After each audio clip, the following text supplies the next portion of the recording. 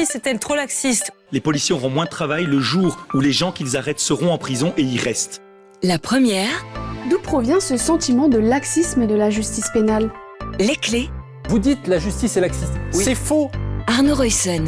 Bonjour à toutes, bonjour à tous et bienvenue dans Les Clés pour creuser une question qui revient sans cesse dans le débat public de ces dernières années, ces dernières décennies même. La justice est-elle trop laxiste, que ce soit en Belgique, en France, plus largement en Europe? Le thème de l'insécurité s'est imposé progressivement dans les débats et il est régulier, surtout à droite et à l'extrême droite, de dénoncer un laxisme de la justice. Mais ce laxisme est-il une réalité? Que disent les indicateurs? Comment notre justice pénale a-t-elle évolué ces dernières années? C'est la question que l'on va creuser à l'occasion de la sortie d'un numéro de la Revue Nouvelle consacré à ce sujet brûlant. La première, les clés.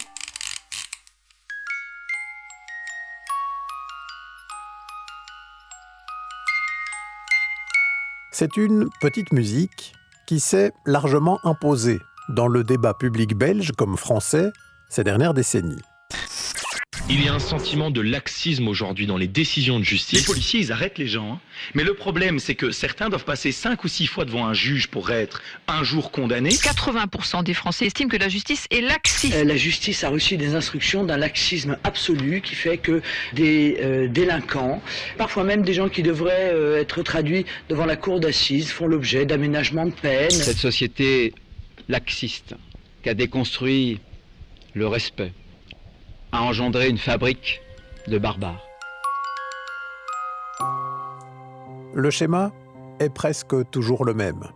Au départ d'un cas particulier, par exemple un crime commis par un individu qui a bénéficié d'une libération avant la fin de sa peine, les discours sur le laxisme fleurissent. La justice ne serait pas assez sévère avec les criminels, les peines prononcées ne seraient pas suffisamment exécutées, livrant ainsi la société à une insécurité croissante. Ce discours, il a été initié dès les années 90 par l'extrême droite, qui a réussi progressivement à imposer ce mot de laxisme dans le débat public et à convaincre une partie importante de l'opinion publique que la justice n'est effectivement pas assez sévère avec les criminels. Je trouve que la justice belge est fort laxiste. On parle des droits de l'homme, mais on ne parle pas souvent des droits des victimes. Je pense que si la justice était plus ferme en Belgique, ce serait déjà mieux. En France, un sondage réalisé par l'Institut Kantar en 2023 pour le Figaro Magazine estimait à 57% la part des Français convaincus du laxisme de la justice de leur pays. Avec de fortes disparités, puisque ce sentiment était beaucoup plus marqué chez les électeurs de droite que chez les électeurs de gauche. En Belgique, pas de sondage similaire à ma connaissance, mais un constat tout de même. La tendance politique dominante est à un durcissement de la politique pénale, comme quand en 2022-2023, le ministre de la Justice, Vincent Van Quickenborne, a imposé que toutes les peines, même petites, soient systématiquement désormais exécutées. Mais il faut combattre l'impunité, il faut éviter que des voyous deviennent des grands criminels en non exécutant des peines. Donc il faut vraiment exécuter ces peines. Il faut briser cette spirale négative qui existe depuis trop longtemps dans notre pays. Alors, y a-t-il effectivement un laxisme problématique de la justice qui augmenterait l'insécurité dans notre pays?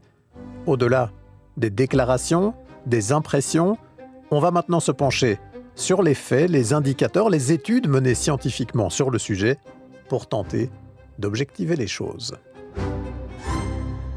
Et avec nous pour cela, il y a Christophe Minck. Bonjour. Bonjour. Merci d'être avec nous. Vous venez de réaliser avec d'autres un important dossier dans la Revue Nouvelle sur ce sujet, sur cette question de savoir si la justice est laxiste en Belgique.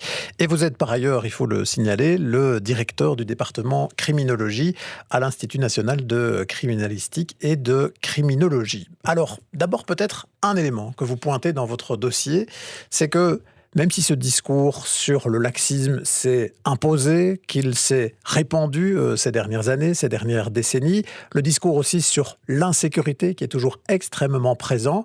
Quand on dézoome sur un temps long, et vous le faites au début des années 90 jusqu'à maintenant, quand on dézoome sur ce temps long, eh bien on voit que l'insécurité, elle a plutôt tendance à diminuer dans notre pays et dans nos pays voisins. Oui, je crois qu'on peut dire ça. En fait, j'ai un collègue, Dieter Bursens, qui a fait récemment une étude là-dessus. D'ailleurs, elle est en accès libre sur le site de l'INCC pour celles et ceux qui voudraient vérifier. Mais effectivement, il montre bien que sur le temps long, et d'ailleurs, quelle que soit l'échelle de temps, si on prend à partir des années 90, si on prend à partir de la Deuxième Guerre mondiale, voire à partir du 19e siècle, on se rend compte que nos sociétés sont plutôt sur une pente descendante. Alors, ça ne concerne pas nécessairement... Descendante en matière d'importance de l'insécurité ou de la criminalité. Oui, tout à fait. Merci de le préciser. Effectivement. Alors, ça dépend un peu du genre de contentieux, mais par exemple, en Belgique, entre 1990 et 2018, le nombre d'homicides a été divisé par 2. Voilà, donc ça c'est pas un chiffre anodin. Les chiffres d'homicides sont des chiffres assez fiables. Alors la Belgique se distingue pas par des chiffres particulièrement fiables, mais celui-là l'est. Et donc oui, on est dans des sociétés qui, peut-être paradoxalement, pourrait-on dire, sont beaucoup plus sûres qu'il y a 40, 50 ou 100 ans. Alors bon, il y a une série de choses que nous ne tolérons plus et qui avant passaient complètement inaperçues. On peut penser par exemple aux violences éducatives. Il fut un temps où battre son enfant n'était pas considéré comme quelque chose de très remarquable. Battre sa femme non plus d'ailleurs. Pendant très longtemps, les femmes, les minorités sexuelles, les minorités de genre n'ont pas été entendues dans leurs plaintes. Donc il ne faut pas non plus se faire une image paradisiaque de la situation, mais très clairement, la situation actuelle n'est pas du tout une situation où nous sommes hors contrôle. Alors, ça ne veut pas dire qu'il n'y a pas des périodes pendant lesquelles on a des raidissements. On peut penser aux faits récents qui sont liés au trafic international de drogue. Donc ça semble effectivement un moment de raidissement. Et il ne faut pas non plus masquer des choses qui peuvent nous paraître plus anecdotiques, mais par exemple, la criminalité informatique, c'est très très fortement développée par contre, mais elle est extrêmement mal mesurée. Par exemple, une tentative de phishing est en soi déjà une infraction pénale, mais évidemment il n'existe pas de statistiques fiables, parce que si tous les jours, quand on reçoit un email ou 10 emails de phishing, on devait le signaler aux autorités, plus personne ne s'en sortirait. Mais grosso modo, sur les contentieux habituels, tout ce qui est délinquance acquisitive, donc les vols, les extorsions, etc., tout ce qui est violence et homicide, on est sur une tendance longue à la baisse. Oui, donc pour la violence, les homicides, qui sont peut-être les premiers éléments auxquels on pense quand on parle d'insécurité, là la tendance, elle est très clairement à la baisse, même si vous nous le dites, c'est quand même important de le préciser. Il y a des choses comme la cybercriminalité, c'était pas un enjeu dans les années 90, ça l'est devenu, et donc ça fait gonfler fortement les chiffres. Et puis il y a des éléments qu'on ne poursuivait pas ou pas du tout avec la même acuité par le passé, et qu'aujourd'hui on va poursuivre davantage. Et ça aussi, là-bas, on peut avoir des chiffres qui augmentent. Mais sur les homicides en particulier, là c'est très net qu'on a une assez forte diminution sur un temps long. Et cette diminution, d'ailleurs, n'est pas propre à la Belgique. Elle est généralisée en Europe et elle a même eu lieu aux États-Unis. Alors, les récents développements, on va voir un petit peu ce qui se passe, mais en tout cas, c'est une tendance lourde des sociétés occidentales, avec des nuances locales, etc. L'exemple des violences sexuelles, par exemple, est un exemple intéressant parce qu'il ne faudrait pas non plus imaginer que parce qu'on entend plus parler d'eux, ça veut dire qu'il y a plus d'eux. Je veux dire par là que ces dernières années, les femmes ont beaucoup manifesté leur mécontentement quant à la prise en charge des infractions spécifiques dont elles sont victimes, les violences sexuelles, les violences sexistes.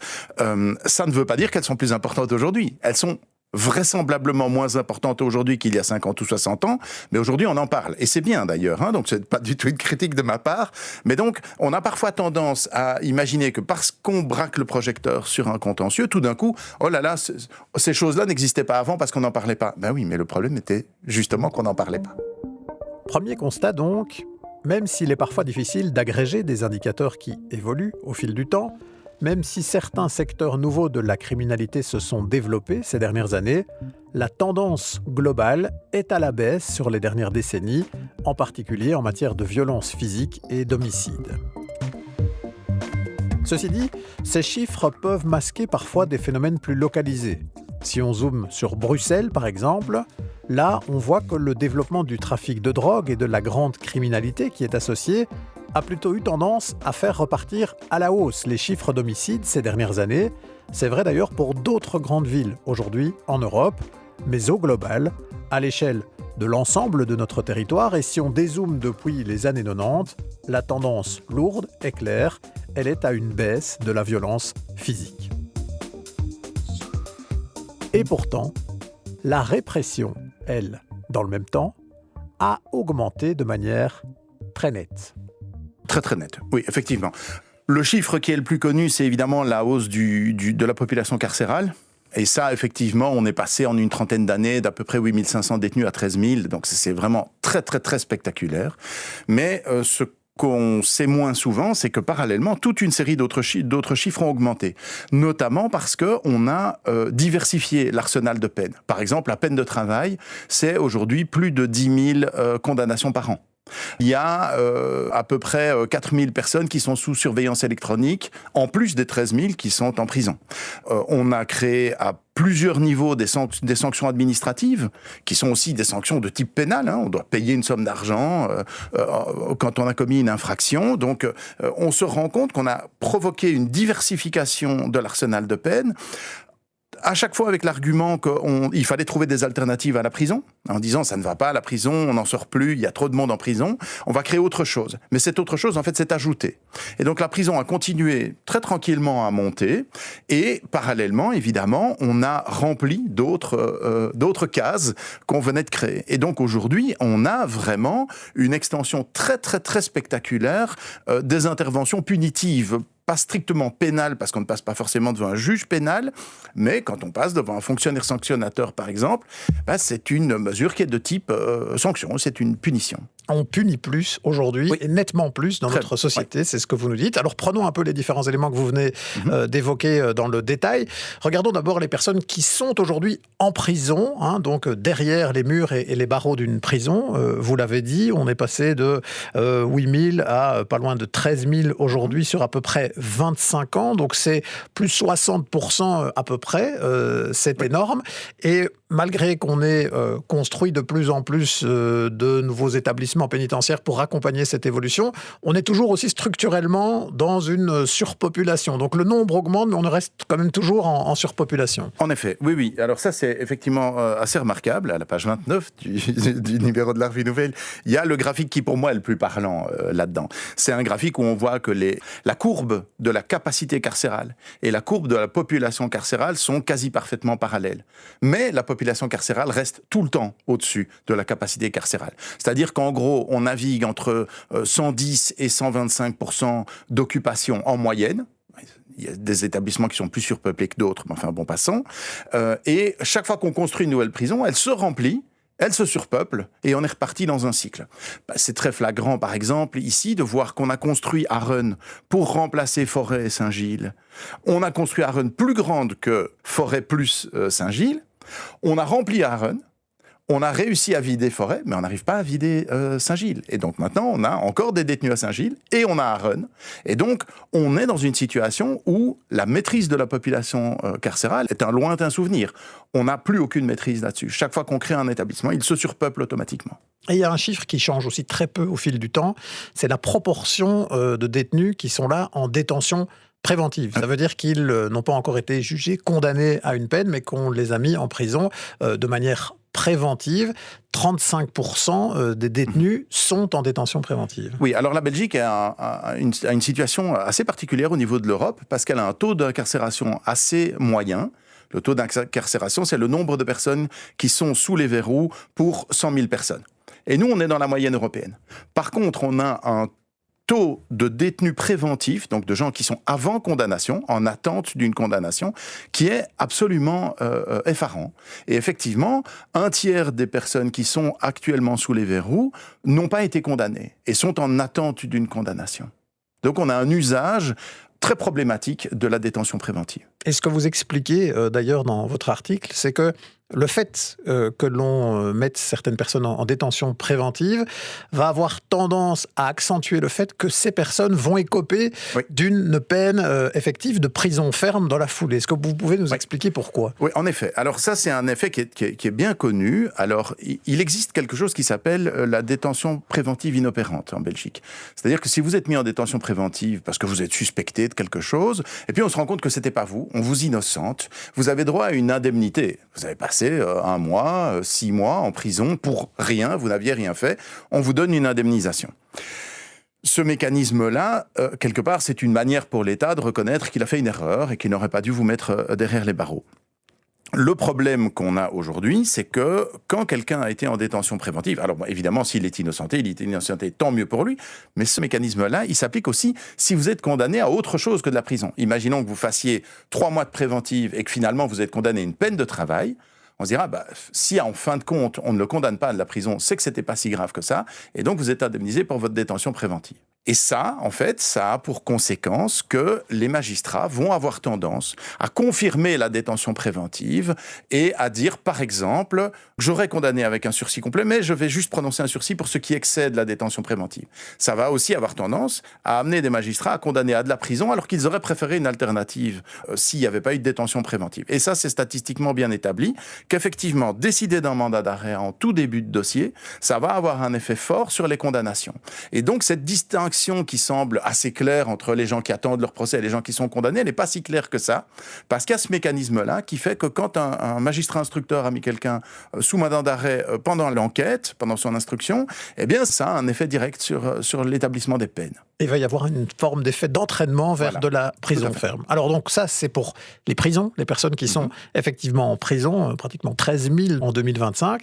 Mais vous nous l'avez dit, à côté de ça, il y a d'autres peines qui sont prononcées, en plus des peines alternatives, qui elles aussi ont fortement grandi ces dernières années. Et ça, on va le voir en compagnie de Sarah Pousset. Les peines alternatives sont des matières communautaires. Si on veut regarder à quel point elles sont utilisées en Belgique, il faut donc fouiller dans les statistiques des 3 communautés, ou de 2 en réalité parce que les données de la communauté germanophone ne sont pas disponibles. On peut distinguer 3 grands types de peines alternatives. D'abord, la surveillance électronique. C'est un outil qu'on applique régulièrement pour de la détention préventive ou des libertés conditionnelles, mais c'est donc aussi une peine en tant que telle depuis 2016, sauf qu'à ce titre, la surveillance électronique est peu utilisée. On parle d'à peine 5 à 6 cas par an en Fédération Wallonie-Bruxelles autour de 2016, et puis une légère augmentation jusqu'à aujourd'hui où 27 peines de surveillance électronique ont été prononcées en 2024, 80 si on compte aussi les chiffres de la Flandre. Par contre, si on regarde vraiment la totalité des personnes sous surveillance électronique pour d'autres raisons, eh bien alors là, ça grimpe beaucoup plus. On est autour déjà de 4025 personnes en 2024, rien qu'en Fédération Wallonie-Bruxelles. La deuxième peine alternative, c'est ce qu'on appelle la probation. La personne condamnée doit respecter un certain nombre de règles pendant une période donnée. Par exemple, éviter de fréquenter certains lieux ou suivre une thérapie. C'est une peine qui est plus octroyée côté francophone que flamand, mais de façon assez stable. Environ 700 personnes ont été condamnées à une peine de probation en Belgique en 2023. Et puis enfin, la peine la plus utilisée, c'est la peine de travail, qui reste relativement stable depuis 2016. On tourne autour des 10 000 condamnations. En 2023, on s'est même plutôt rapproché des 12 000 peines de travail sur l'année. Donc, on l'entend, Christophe Main, qu'on a une augmentation assez prononcée de ces peines alternatives à la prison. Et pourtant, vous nous l'avez dit, le recours à la prison, lui aussi, a nettement augmenté.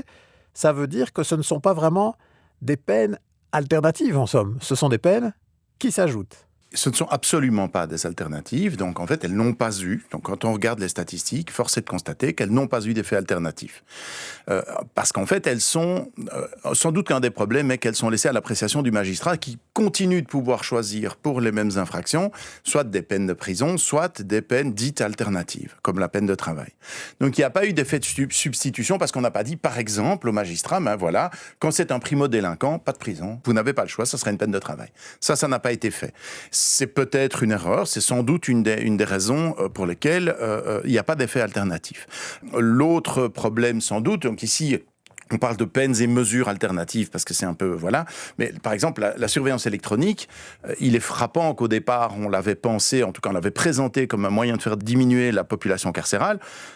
On constate que quand on sort des gens de prison pour les mettre sous surveillance électronique, ils sont automatiquement remplacés.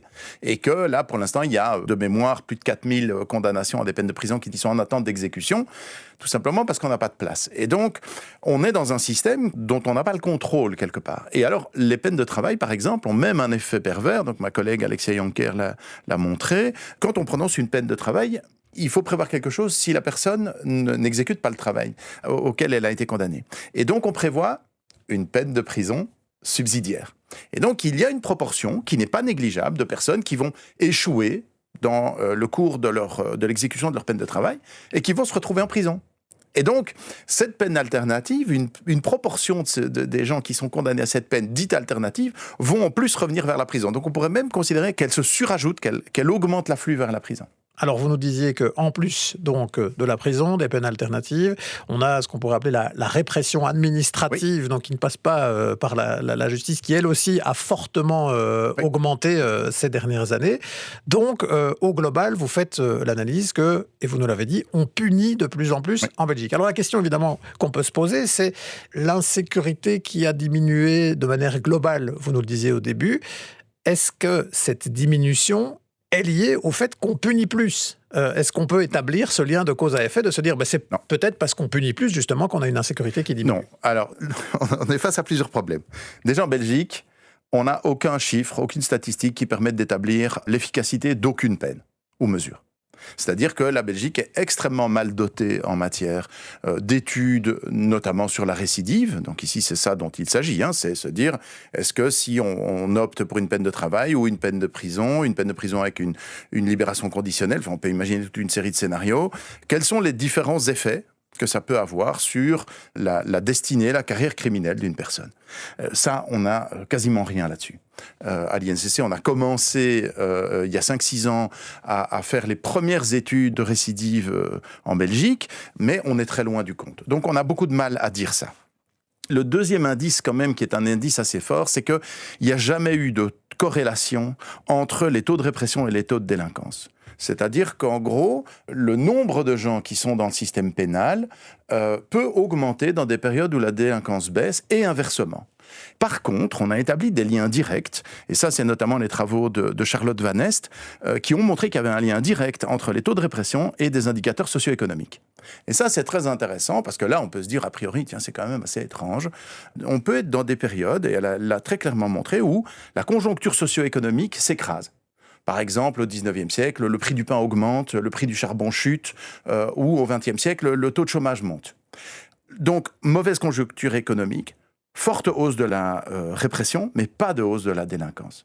Et donc là, on est en train de se dire que la corrélation, elle est vraisemblablement entre un contexte socio-économique et un niveau de répression. Et que donc, la répression, elle n'est pas directement liée au taux de délinquance. Donc, c'est pas forcément parce qu'il y a une délinquance qui augmente qu'on va réprimer plus, mais peut-être plutôt parce qu'il y a un contexte socio-économique particulier, un moment de crise, de difficulté socio-économique, qui fait qu'on va avoir tendance à être plus dur avec ceux qui, à un moment donné, sortent des clous.